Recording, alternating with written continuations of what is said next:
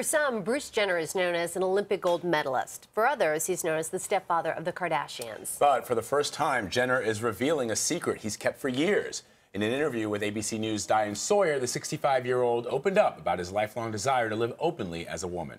Psychotherapist Dr. Robi Ludwig joins CBSN with more. Thanks so much for being here. Thanks for having me. So I think what was so great about this interview, and Diane did such a good job because of the questions she asked, and it's a confusing topic, so let's just start at the beginning. Sure. What is transgender?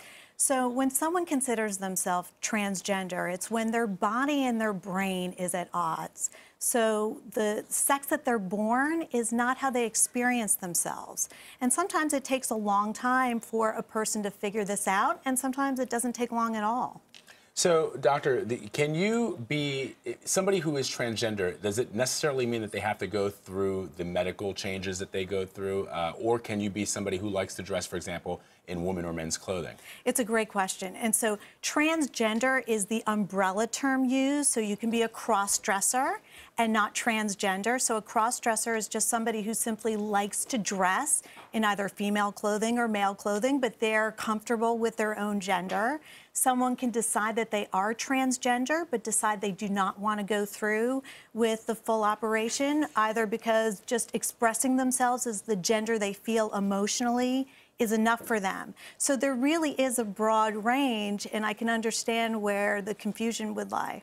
So let's talk a little bit more then about gender identity and sexuality, because he talked about being a heterosexual. He's been married 3 times. He's attracted to women, but he didn't say if he would continue to date women after. Right. But he said I thought he said he wasn't attracted to men. Did he not say that? He said that he's never been attracted to men. And so one's gender and sexuality are 2 different concepts. Your gender is, do you consider yourself male or female? Your sexuality is who you're attracted to. So what Bruce was saying is that he's always been attracted to women, and he wasn't able to answer really the question of who he'd be attracted to after a transition takes place if he chooses to move in that direction.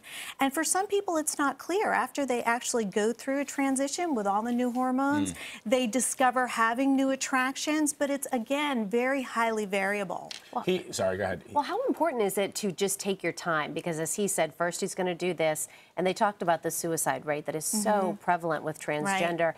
How important is it that he takes his time and he just first transitions and then maybe considers other options after that? I think it's really important for everybody to go at their own rate. So taking time is never a bad thing, because obviously once you make that transition, it's very hard to transition back, especially if you're doing it medically. So it's important to take your time, to have support systems around you.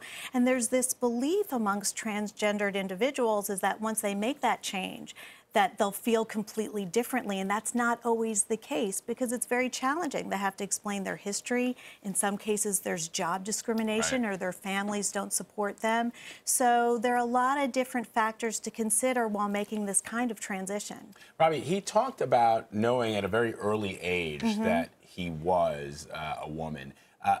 How young do people generally realize that? I mean, are children, you know, at 5, 6 years old, that self-aware of their own gender to know that they're not the gender they're meant to be? The earliest case was 18 months, which is really, really early. And then by around 8 or 9, kids have a sense of what gender they are.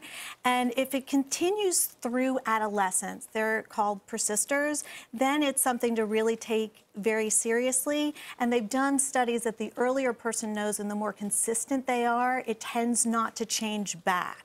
And so parents are more aware of this earlier on and exploring with their children their gender identity, especially if somebody feels that they're not born the right gender.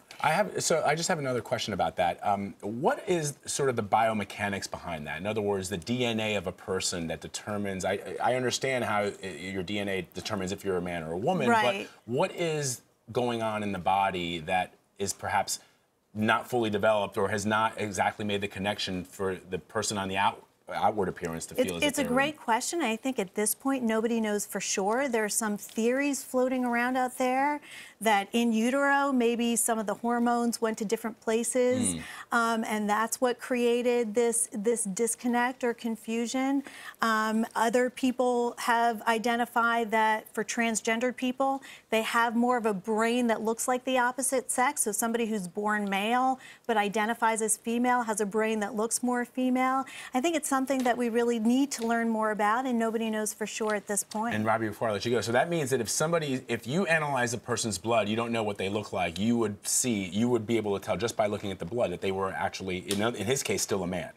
Right. Yeah, so okay. his DNA is always going to be male, and Right. he's not questioning that. He's saying, I was born a male, but emotionally in my soul, I feel like a female. And that's how the transgender person experiences themselves quite often, the opposite sex of the gender they were born. Well, he's really started a fascinating conversation. He really very has. brave, Dr. very brave Ludwig. discussion. Thank you, Thanks so Doctor. much for Thank being you. here.